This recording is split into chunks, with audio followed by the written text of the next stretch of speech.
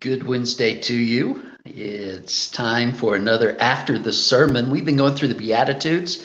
This past Sunday, we were in Matthew chapter 5, of course.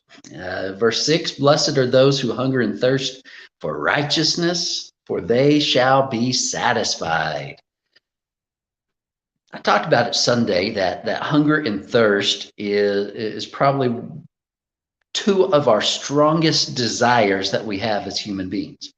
And I think when we think about hunger and thirst, that those two things go along with the word crave.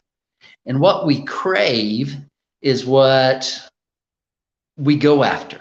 It is what we desire. It's what we look to have. And that can be in the form of many things. For instance, if you crave to have power, that's what you're going to hunger and thirst for. If you crave for sex, that's what you're going to hunger and thirst for. If you crave wealth, that's what you hunger and thirst for, and so on and so on and so on.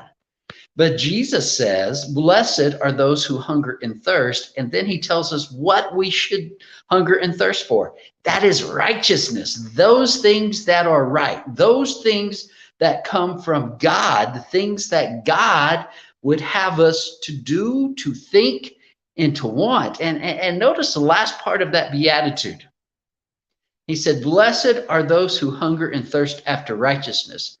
When we hunger and thirst after righteousness, what will happen?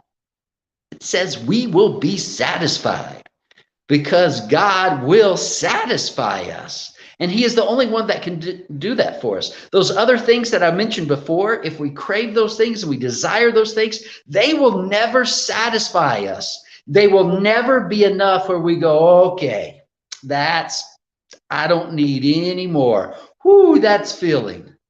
No.